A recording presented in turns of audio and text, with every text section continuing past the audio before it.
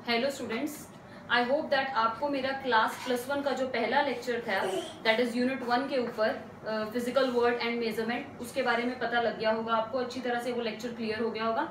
आज जो हमने लेक्चर करना है वो यूनिट 1 के चैप्टर 1 को कंप्लीट करने के लिए करना है। जो यूनिट 1 का आपका नेम है that is physical word and measurement. जो आपका पूरे यूनिट का नाम है that is physical word and measurement, जिसमें जो फिजिकल वर्ड या फिर मैं कहूँ इंट्रोडक्शन, ये इंट्रोडक्शन है चैप्टर नंबर 1। और मेजरमेंट्स के ऊपर जब हम चले जाएंगे, ठीक है, फंडामेंटल क्वांटिटीज और मेजरमेंट्स की जब बात करेंगे तो वो हमारा होगा चैप्टर नंबर 2। तो पहला लेक्चर जो मैंने आपको डिलीवर किया था that was various types of forces existing in the nature, जिसमें हमने 4 टाइप की फोर्सेस को 2 लेक्चर्स के अंदर कवर किया है। वो आपका सबसे पहले चैप्टर का जो मेजर टॉपिक है वो था। अब हमने स्टार्ट करना है उसी चैप्टर नंबर 1 जिसको हम इंट्रोडक्शन कहते हैं, इंट्रोडक्टरी पार्ट कहते हैं, उसका जो नया टॉपिक है अब हम उसको स्टार्ट करने वाले हैं। अब नया टॉपिक का नाम जो है दैट इज क्वार्क। क्वार्क का टॉपिक है आपका। अब बेसिकली मैं आपको ये समझाती हूँ कि असल में हम लोग बोलते हैं जैसे एटम जो होते हैं, atom is a building block of matter, कि मैटर का जो सबसे माइन्यूट पार्टिकल है वो क्या होता है, एटम होता है। फिर हम एटम के अंदर जब जाते हैं तो एटम के अंदर जो भी डिस्कवरीज आई या जो भी वेरियस मॉडल्स आए, जैसे सबसे पहले वाटरमेलन या प्लम पुडिंग मॉडल जो था वो आया। हर मॉडल ने बाद में इस चीज को डिस्क्राइब कर दिया। जो रदरफोर्ड का मॉडल था और रदरफोर्ड के मॉडल के बाद आया था बोर्स का मॉडल, ठीक है, ये भी फिजिक्स का ही पार्ट है। वेरियस टाइप्स ऑफ मॉडल्स जो +2 के अंदर आप पढ़ेंगे कि रदरफोर्ड मॉडल के क्या ड्रॉबैक्स थे और रदरफोर्ड मॉडल क्या डिस्क्राइब करता था एटम के स्ट्रक्चर के बारे में, और रदरफोर्ड के मॉडल को ओवरकम करके उसकी लिमिटेशंस को ओवरकम करने के बाद आया था बोर्स का एटॉमिक मॉडल।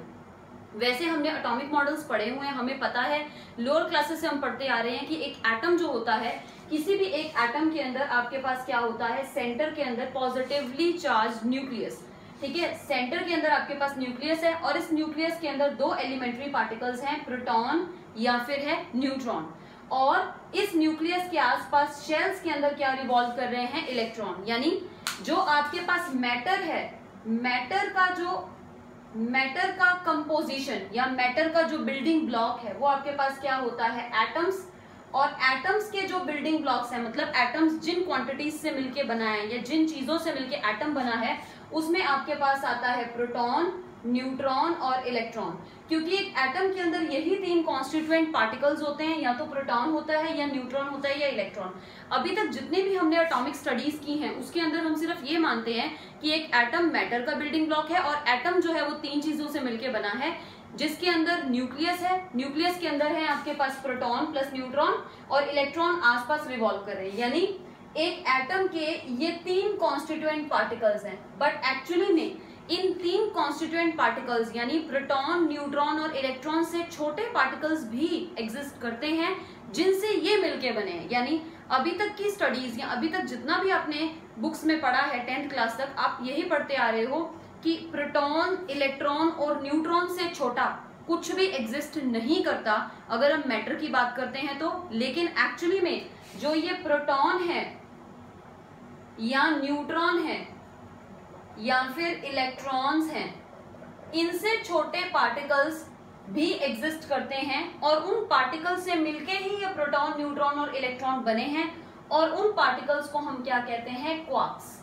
यानी अभी तक जो सबसे छोटा, या अभी तक हम बोलें कि atom is the building block of matter and atom is composed of 3 elementary particles, proton, neutron and electron. अब एक लाइन और ऐड हो गई है इसमें कि although atom is made up of proton, neutron and electron, but the proton, neutron, electron are itself also made by some another elementary particles और उनका नेम आपके पास क्या होता है, क्वार्क्स। उनको हम क्वार्क्स कहते हैं। तो यानी जिन पार्टिकल्स से इलेक्ट्रॉन, न्यूट्रॉन और प्रोटॉन मिलके बनता है उन एलिमेंट्री पार्टिकल्स को ही हम क्वार्क्स कहते हैं।